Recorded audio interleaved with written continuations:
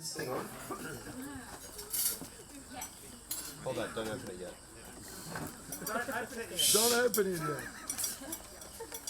So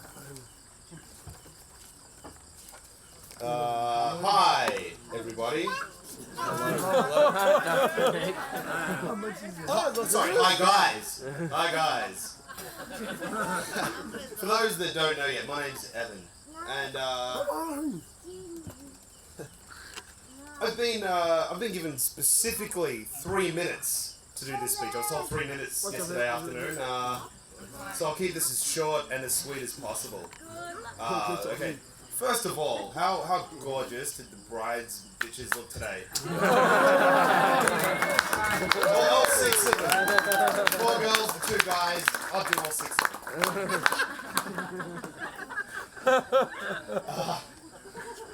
Ben Russo, you've done an excellent job today.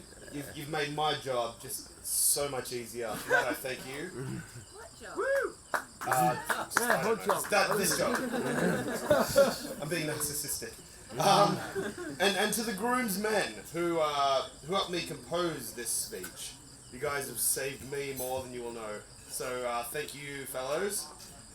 Okay, so my job today is to give an account of the person that is Glenn Lloyd. Really?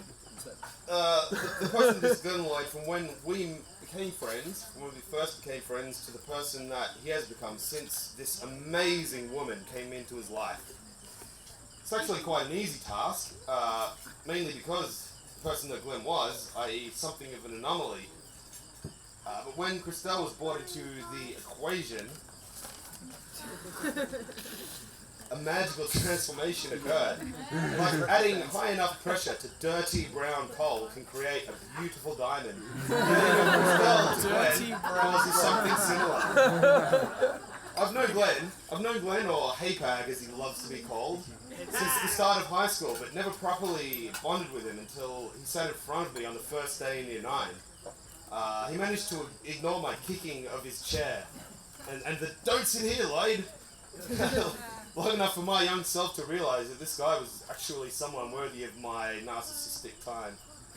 And it wasn't long that we were mates, which was mostly due to the catalyst known as Ren and Stimpy. Who's who? I'm Ren. I'm the little guy. Sure. Here's a direct quote from the Pag himself. "I can't believe that this girl can put up with this shit." As many of you would know, the young Glenn Lloyd, whilst eternally entertaining, could be somewhat of a royal pain in the ass. From a disturbing focus on bodily gases and fluids and solids, he gave me a piece of aforementioned solids for a Christmas present. To the constant obsession with his own genitalia and the many ways that Glenn can devise to show this rather curious piece of anatomy to the world, Christelle barely bats an eyelid, with not much more than an occasional sigh. Oh, and we can't forget Christelle waiting patiently in the hospital after Glenn suffered severe stomach cramps. I think you thought it was a heart attack? From eating an entire bowl of whipped cream. This happened twice this happened. Christelle's response: exactly what I needed. I needed to fart, that's all. Glenn's current sense of fashion, whilst a touch on the eccentric side, works quite well for his attitude. Rewind a few years back and, well, you might have seen from some of the photos that were shown on that screen there, just how much Christelle is. Response: cooking was mentioned earlier. Glenn cooked for me once, and whilst it was a surprisingly not inedible meal, I'm pretty certain it was the first and only time he has ever cooked. I could be wrong, I'm pretty sure. Spaghetti bolognese? I think it was a stir fry. French toast. I don't know. I've had none of those things. Maybe he's cooked twice in his life. Christelle is an amazing cook. I can vouch for that.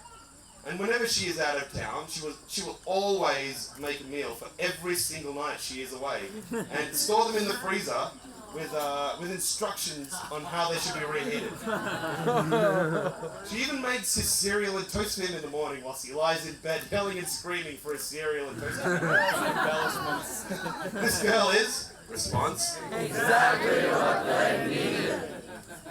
When me and Glenn and our mates we first started realizing the amazingness of alcohol, Glenn used to drink cooking sherry. As he got older, he evolved somewhat to a cocktail called a Midori Illusion that he would mix himself at parties with melon ore, a cheap and nasty knockoff of Midori.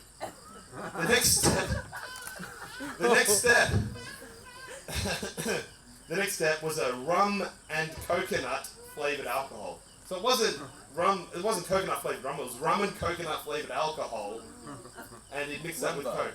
Rumba. This phase, as far as I can tell, lasted until shortly after Glenn and Christelle got together. And thank the sweet baby Jesus. Christelle is a classy response. drunk.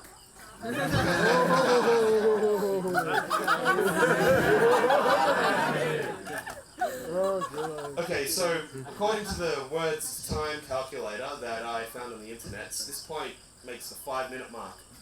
So, whilst there are so many examples that I'd like to bring up, such as Glenn needing parents.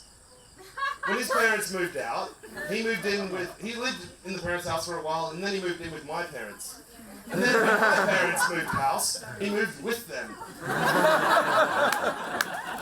And if you've ever heard Christelle telling Glenn off, she talks to him like a mother would talk to a baby or a puppy. It's so beautiful, but it's response. Exactly. Okay, look, the very first moment I met Christelle, I immediately realized she was someone special, as all of you would already know. Didn't take long for me to realize just how special she really was. And I must say, I got a bit misty-eyed when I was writing this paragraph. I'm a little drunk now, so I can maintain my composure, but I myself am so truly happy to have Christelle in my life. And now that is as my oldest friend's wife. Can I ask everybody to raise their glasses to the happy couple? Glenn and Christelle. Christelle, who is response? Exactly what they